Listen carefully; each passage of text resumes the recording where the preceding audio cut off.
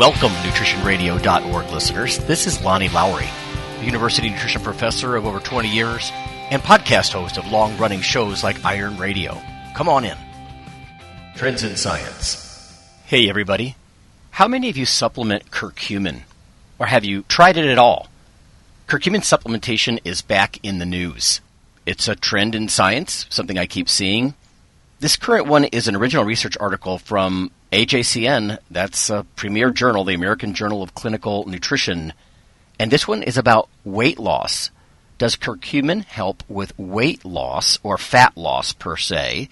It's an umbrella review, and we've talked about those before, where a meta-analysis is a study of other studies. The literature over the decades has gotten to the point where we'll see umbrella reviews of those meta-analyses, right, that in turn cover a lot of different clinical trials. In fact, this one does a bit of both. Here's the title: The Effect of Curcumin Supplementation on Weight Loss and Anthropometric Indices, an umbrella review and updated meta-analyses of randomized controlled trials. The paper is from Thailand. The first author is Chanita Unhapapatpong. I'm probably really destroying that, and I apologize.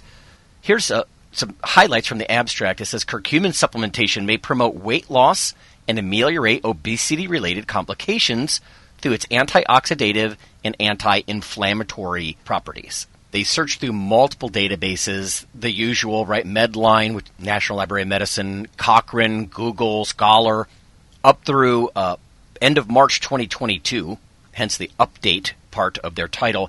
They also did subgroup analyses on all of these studies that they included. They looked at patient types, severity of obesity, and even the curcumin formulation, which is interesting. They said 14 systematic review meta-analyses with 39 individual RCTs, randomized controlled trials, were included with a high degree of overlap. They go on to say we found 11 additional RCTs, bringing the total number up to 50, again, of these controlled trials that were looking at curcumin and the different variables that they were interested in for body comp, if you will, or at least anthropometry. Interestingly, they say that curcumin supplementation significantly reduced body mass index, body weight, and waist circumference. We'll get to the magnitude in just a second here. They are concluding that curcumin supplementation significantly reduces these anthropometric indices and that bioavailability enhanced formulas are preferred. And this is something you'll see elsewhere in the literature. A little bit of background, though. A big focus of this paper is obesity and the comorbidities that come with it, right? These other conditions that are often associated with it. Type 2 diabetes, dyslipidemia, right? High cholesterol or different blood fats that are out of whack. Non-alcoholic fatty liver disease. Polycystic ovary syndrome. There's a number of these, and one of the things they start off with, which I appreciate, if they say obesity is complex and it's got a component of adipose tissue dysfunction. I don't think a lot of people realize that fat cells, adipocytes, they have a hormonal nature. They're not just an inert gas tank. They might not be quite as metabolically active as muscle tissue, but oftentimes when you see people online and they're showing these big rubber models of 5 pounds of fat, it kind of just looks like it's a big glob and it's just a gas tank maybe to store triglycerides. That's not really true. And when it comes to obesity, you'll see more inflammatory conditions associated with this adipose tissue. Macrophage infiltration, and particularly with visceral adiposity, right? So the fat that's behind your abdominal walls there, the rectus abdominis, high levels of inflammatory cytokines like interleukin-6, tumor necrosis factor. So we do have to be careful with population specificity. If you're not obese, if you don't fit the model of the subjects that they included, it may or may not be as relevant to you. Now, understanding that, I am going to look for some insights here because I have supplemented curcumin for a couple of years now, partly for brain health and cognition, partly for anti-inflammatory effects on my joints. But this interesting link between inflammation and obesity and overfatness, it really kind of brings to light that that's an inflammatory condition. It's not the kind of inflammation you feel, of course, but they also point out that medicinal herbal supplements have become popular, right? 80% of the population, they say, has used them as part of their treatment. Turmeric is a member of the ginger family. It's commonly one of those supplements. It affects multiple biochemical signaling pathways. It has anti-inflammatory activity. That was really my original interest in it. The major limitation, and we touched on this in weeks past or months past, is the therapeutic efficacy is sometimes in question because of the low bioavailability, poor absorption, fast metabolism, rapid elimination out of the bloodstream.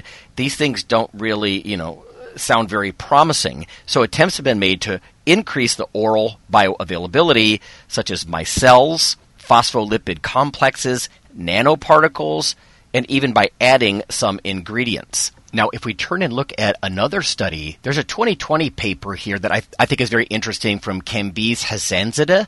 It's the International Journal of Molecular Science 2020. Here's what I think is interesting. They provide a table with all the different type of absorption enhancement and how much gets into the different tissues of the body, how long it took, and that sort of thing. Now, just like in this brand new paper from the American Journal of Clinical Nutrition, they actually talk about the novel delivery strategies that are going to be necessary, arguably, to really capitalize on the clinical effectiveness. Again, nanoparticles, liposomes, phospholipid complexes, microemulsions, polymer micelles. They talk about all these things being promising. They sort of sum this up by saying nanoparticles and micronized products showed improved solubility and a relatively more amount of blood concentration following oral administration compared to those other approaches. So I'm going to be looking for that myself, nanoparticles and micronized products. But with that sidebar behind us, back to this original paper, the interventions that were of interest to them were people who were supplementing curcumin as a whole compound, an extract, or bioavailability enhanced formulas.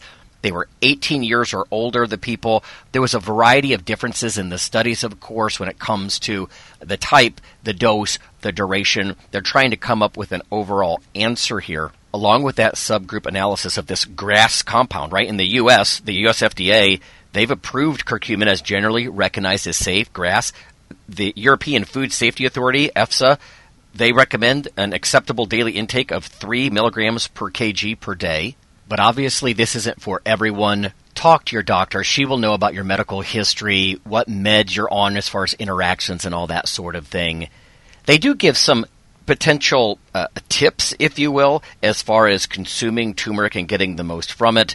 They actually talk about food. One advantage of consuming turmeric as a culinary ingredient is because it has volatile and non-volatile oils that are found in turmeric that could enhance the bioavailability. On top of that, it says consuming turmeric with fats or oils in foods.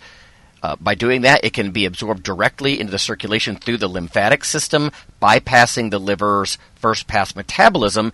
And in addition, there's black pepper, right? Pepperine, used to slow the metabolism of curcumin and also to help with the absorption in the intestines. Now, today's topic is about supplementation, not just comparing it to trying to eat enough curry powder, eat lots and lots of curry powder, and try to get an adequate dose. But rather, the focus is to try to get a more precise dose with some of these additives. Again, please check out that other sidebar paper if you want to know as far as different delivery systems that may be more efficacious, even though it is hard to kind of come to overall consensus because the studies do differ so much. By the way, it looks like in that sidebar paper, it was about a 1 to 4 hour time to peak concentration, but even that varied a lot. The point of today is this anti-inflammatory effect. It's one of the reasons people take curcumin anyway, but it talks about it could suppress fat cell differentiation, so maturing, if you will, increase fat oxidation, right? Fat burning, reduce inflammatory cytokine levels like tumor necrosis factor, TNF-alpha, or IL-1 or IL-6, even increase adiponectin levels or act as a prebiotic, or increase energy expenditure in both regular, if you will, white fat and special brown fat tissue. All these things lead up to the results in this paper, and we're going to call them mild, right? It reduced body mass index, so think of it like on a 30 scale. Low 20s are normal weight, upper 20s are overweight, over 30 is obese.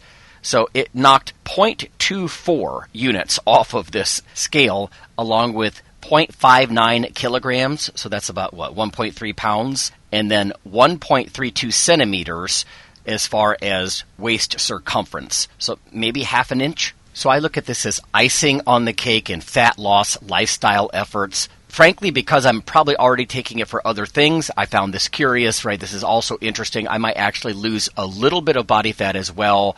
I am actually very near that 30 BMI, and it's not all muscle mass these days, I can tell you.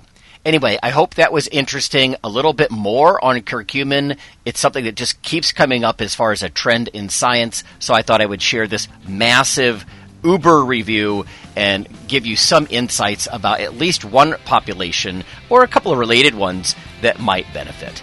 But that's going to be it for this time. We'll see you later. The NutritionRadio.org podcast is for informational purposes only. If you're interested in starting a diet or exercise program, check with your physician, nutritionist, or qualified exercise physiologist in order to make the progress that you need.